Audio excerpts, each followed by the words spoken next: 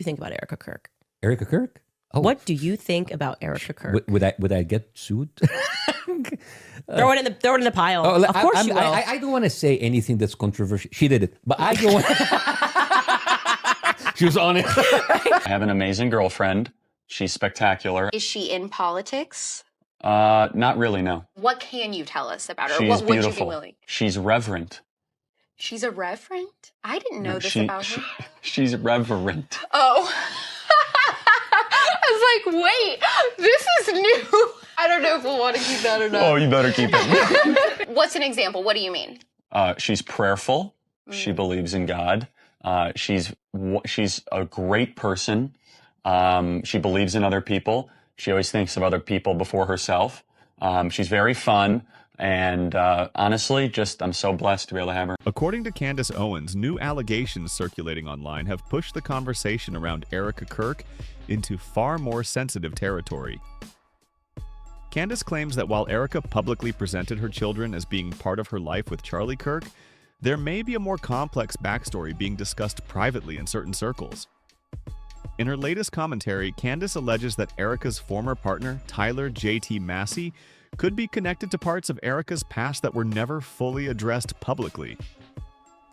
It's important to stress clearly, these claims have not been verified by legal documents or official records, and they remain allegations discussed online. Still, once Candace raised the possibility, social media reacted immediately. Discussions spread fast across platforms, with people debating what it would mean if long-held assumptions about Erika's personal narrative were incomplete or inaccurate. Candace Owens has released the call Erika Kirk made just 11 days after Charlie was gone, and it gets pretty disturbing. Then she shows this 5-minute clip of Erika Kirk smiling and laughing only 5 days after the loss of Charlie. Oh, look at all the thumbs up. Look how cute that is. Sorry, this is a little bit more informal than probably Charlie would be reacting. How sweet. I didn't know they could do that. I hate Zoom. I never liked Zoom. Sorry, you guys. Some online commentators speculated that if such claims were ever substantiated, it could complicate questions around identity, legacy, and how public narratives are formed around high-profile figures. Others pushed back hard, arguing that speculation involving family matters should be handled with extreme caution. Candace has emphasized that she does not view these discussions as random gossip. Instead, she frames them as part of what she describes as a broader pattern of alleged narrative management, suggesting that public perception may have been carefully shaped over time. According to Candace, this was never about emotions or personal drama, but about structure, positioning, and long-term stability tied to Charlie's public legacy. Again, these are her interpretations, not confirmed findings. What is clear is the impact. Online scrutiny intensified almost overnight. Comment sections exploded. Finalist, come on down. Phoenix, Erika Fransvey.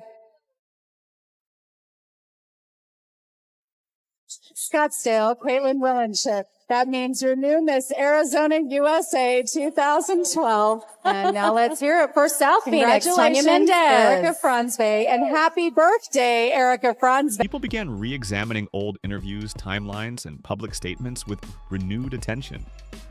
It's also crucial to state plainly that none of these claims have been confirmed through courts, DNA testing, or official reporting.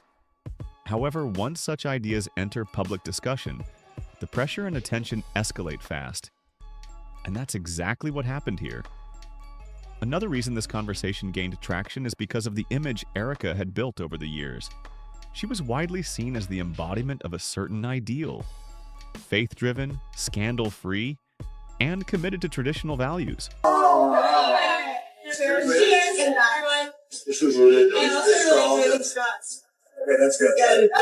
But there's also another boyfriend. His name is Tyler Massey, and she dated him in 2015. Here we have them doing Fashion Week in Phoenix together. And in the caption to this photo posted by Jack Nicole, so Jack Nicole was the designer of Erika's outfit, hashtag this photo cute couple. And here's some more photos that were posted on. That public image played a major role in her rise.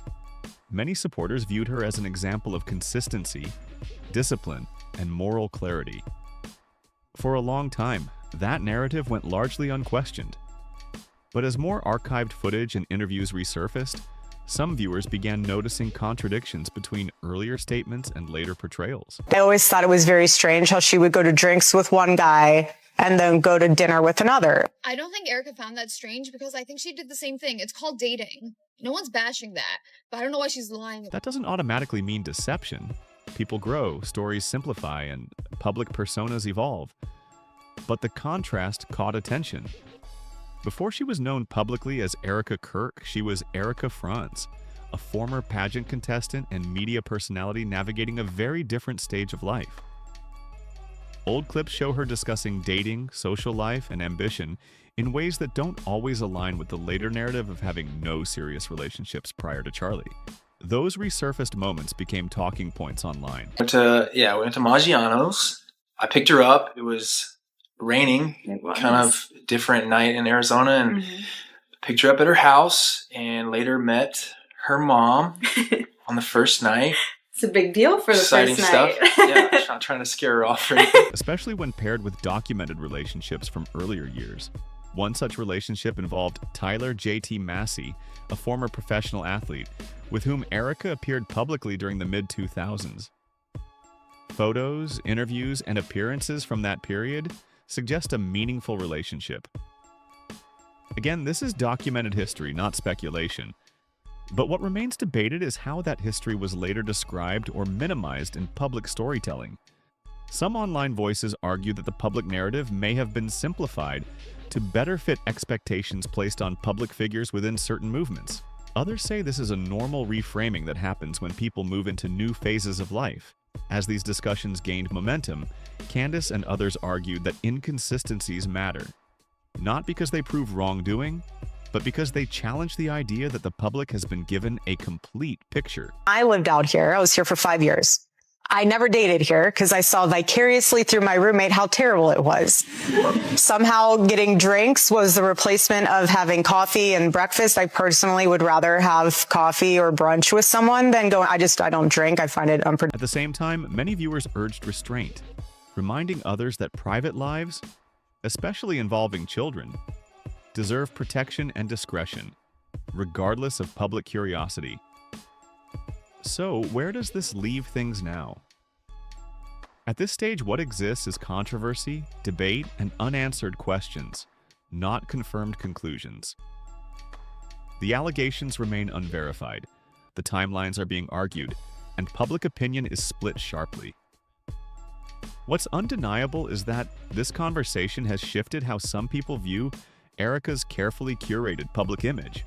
Whether that shift is justified or unfair depends entirely on perspective. Organized chaos. We cook a lot together and dance in the kitchen.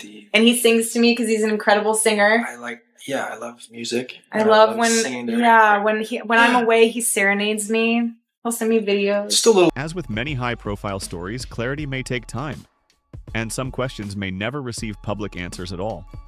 For now, the situation continues to unfold in real time, with people watching closely, debating respectfully or loudly, and trying to separate fact from speculation in an environment where the two often blur. When people started laying everything out side by side, all in the same frame and the same political environment, that's when many viewers said the story around Erika Kirk began to feel impossible to ignore.